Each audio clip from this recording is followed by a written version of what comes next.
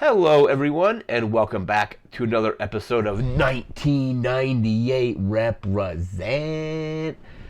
Today, we're going to be taking a look at Rush Hour, starring Jackie Chan and Chris Tucker. This was released, I'm going to grab my notes here, released September 18th, 1998. Apparently, its budget was between $33 million and $35 million, and then ended up grossing $244.4 million, which is pretty good for a budget of that size. Grossed quite a bit.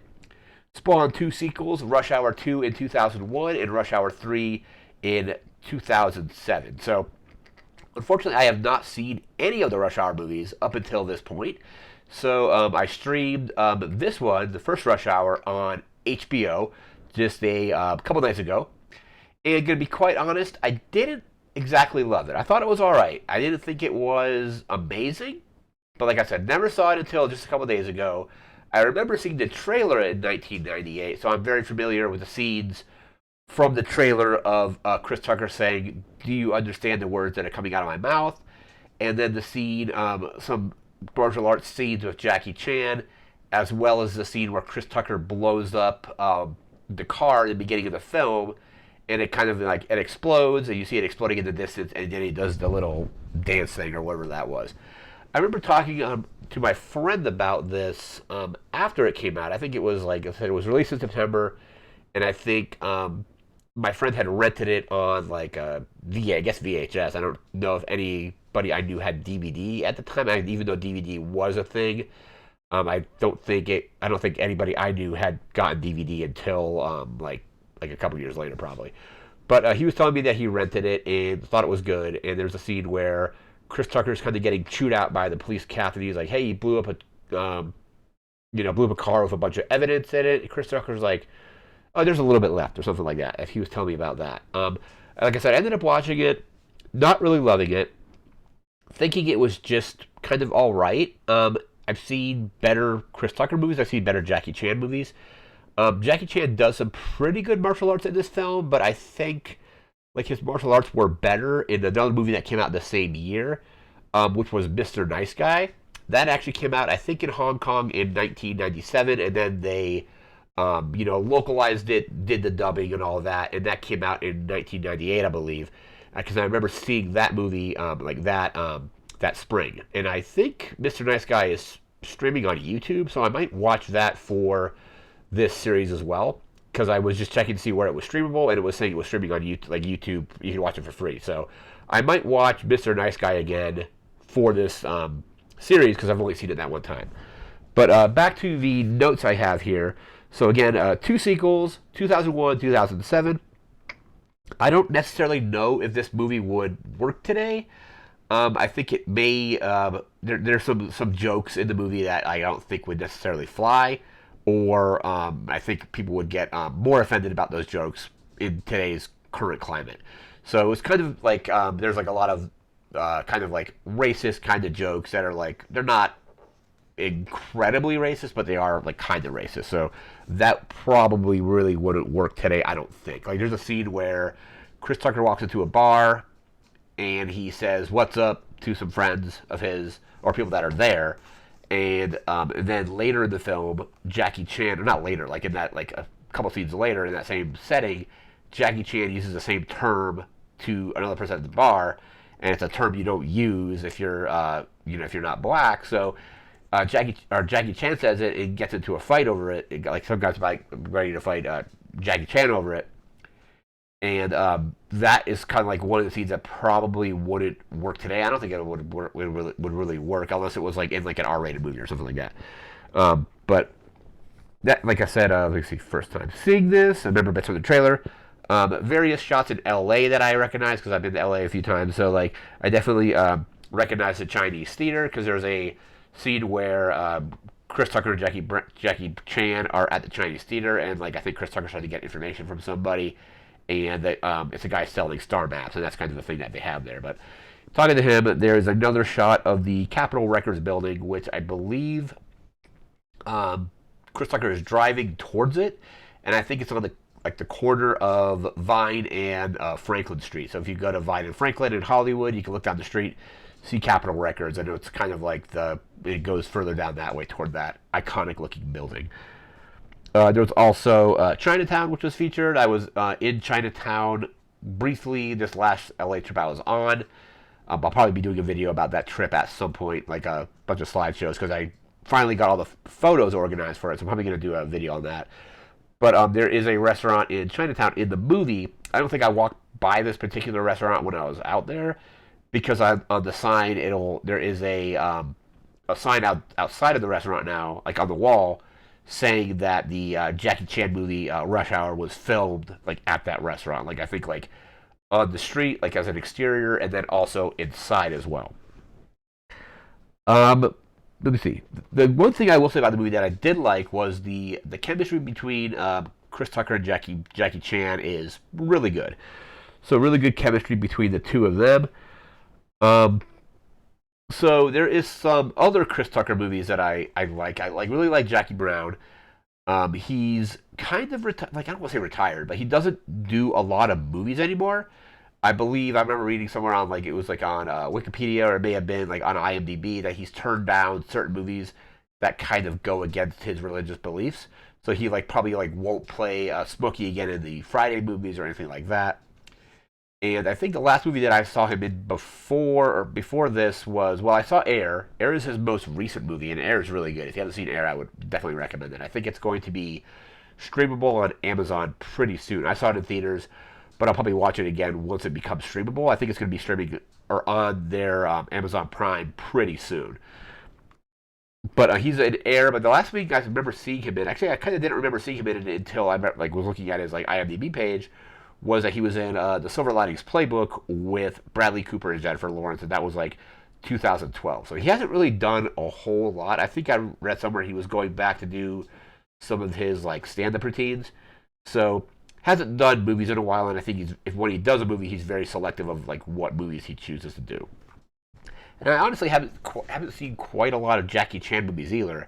Like I mentioned, Mr. Nice Guy earlier. I remember the Jackie Chan cartoon, like Jackie Chan Adventures. I thought that show was actually really fun. Um, but I'll probably definitely need to go back and watch some more Jackie Chan movies because I think this one is decent, but it's not his best. I think I had more fun with, like I said, Mr. Nice Guy and some of those other films. Like again, I just thought this movie was just all right. Unfortunately, let me see that, and there is like probably my favorite part of the movie, or the one thing I was laughing at the most or really liking. It's kind of a throwaway scene where the like I think it was like the consulate's daughter is going to school, and there's some security guards that are escorting her to school. So beginning of the film takes place, I believe, in Hong Kong. There's like a bus going on, a bust going on at the docks, and I think the one of the villains like gets away, and then it's like the last day of British rule in Hong Kong, and surprise, surprise, the guy who's putting that speech on is like turns out to be the villain. But that's really kind of the villain is kind of inconsequential to the actual plot. I don't think the plot is that particularly interesting, but it's more like a movie about the kind of dynamic between Jackie Chan and Chris Tucker. So it's just put them in various situations and see how they respond to these situations in kind of like comedic ways. But they're driving to school. The consulate's daughter is in the back seat and is singing at the top of her lungs "Fantasy" by Mariah Carey. So when this movie came out, "Fantasy" would have been like, or that album "Daydream," I think it was, would have been like about 3 years old. So that song was pretty new at the time. But I got a kick out of that joke because I really like that album by Mariah Carey, and "Fantasy" is a really good song, or a really fun song, and it was just funny seeing this character singing it at the top of her lungs. But now we're going to go into some plot points for the film. Like I said, beginning of the film, there's like a bust going on in Hong Kong, and I think like basically the villain gets away, and then it cuts to L.A. where Chris Tucker's character is working. He meets up with Chris Penn to buy some C4.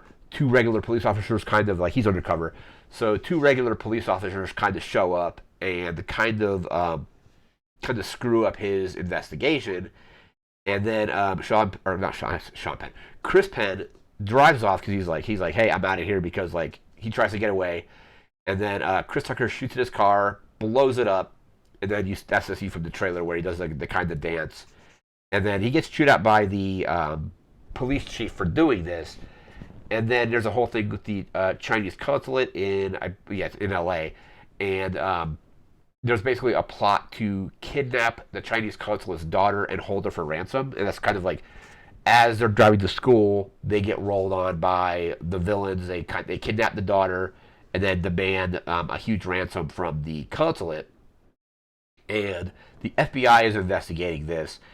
And what happens is the Chinese consulate says, "Hey, I've called my guy in Hong Kong. He's on his way here." That being Jackie Chan, and the FBI kind of doesn't want Jackie Chan to really be there or be involved in the investigation. They think it's like a liability or something like that. So we're like, "Hey, we just send one of our guys off to kind of like grab Jackie Chan's character and just keep him away from this investigation."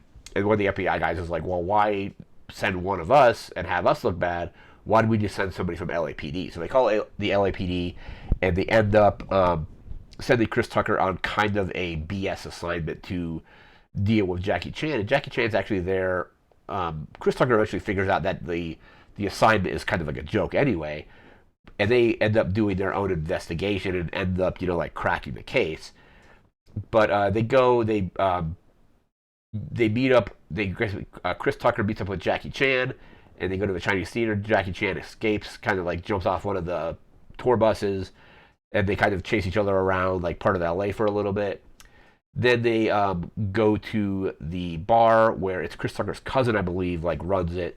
But Chris Tucker goes in there under the pretense of doing like police investigations, and he gets into like the back room. They shut the door, and it's like Chris Tucker's cousin or his character's cousin, and they're like, "Hey, like you got to do this," and they're like, "Hey, my mom's like worried about you," or whatever. Like the dialogue exchange was.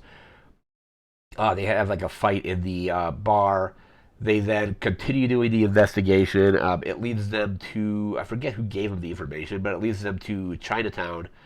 And then somebody, like one of the villains that does escape earlier in the film, calls up and says, "Hey, we want this much money dropped off at this building, and if we don't, like we're gonna like kill the consulate's daughter." The one weird thing I thought about this plot was like, okay, so they bring the money to this building, and then the guy blows the building up, or blows up that part of the building, like the top level, and it's like, did blowing up that building have any actual like impact on the plot that actually got Chris Tucker and Jackie Chan closer to actually cracking the case than it would have been without it? It was kind of like a weird plot hole, I thought. And then they're in Chinatown. They go to this restaurant, and then that's kind of where the villain is kind of setting up shop. And that's the restaurant where, if you go to it now, there's a sign outside saying it was that Rush Hour was filmed there. They do that. They then have a huge like showdown at the one of the like it's supposed to be a museum, I think, but I think it was the LA Convention Center is what was used. I definitely recognized the building when they were there because it was used in Demolition Man as well. I forget what building it was in Demolition Man because I recently just purchased Demolition Man on streaming or on Amazon Prime. Been really wanted to see that movie for a while, so or watch it again. I haven't watched it in years, but that building was featured there, and basically they have this whole like kind of like fight in the museum, and then basically like the villain basically like falls off like something. I don't know if he like he fell off of the roof of the building, like the inner roof of like the scaffolding because they were like climbing up something, and then Jackie Chan falls off, but Chris Tucker like pulls a thing out and like a curtain or some kind of thing to like make it into a slide, so Jackie Chan's character survives.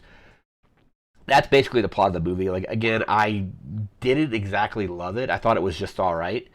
Um, I may have to check out. I've heard Rush Hour 2 is better, so I might have to like just watch Rush Hour 2, and then I haven't, like I said, haven't seen Rush Hour 3 at all. But um, again, that was our video for Rush Hour. Again, just thought the movie was just okay. So some of this stuff, there's going to be stuff in this series that I absolutely love. There's probably going to be some stuff that I don't like at all. I don't think I've gotten into anything like that just yet. And there's going to be stuff that I'm just kind of like, this is kind of like it was just all right. And like I said, this is going in this series. We are going to be actually like watching the stuff, listening to the music, playing the games. So it's not just strictly coming from a point of nostalgia. I'm going back and revisiting all this stuff. Sometimes for the first, not revisiting it for the first time, but sometimes it's a first time watching or listening or playing or whatever it might be. But yeah, just Rush Hour didn't really do it for me, but it was all right. It was at least short. It was like an hour and a half. So that's gonna do it for this video. We'll be back again next week, I believe, with a couple more videos. Don't know exactly what's gonna be coming up, but we'll have more videos coming up soon. Like I said, that's gonna do it for now. Remember to like, comment, share, subscribe. Thanks again for watching. Take care and have a good one. See ya.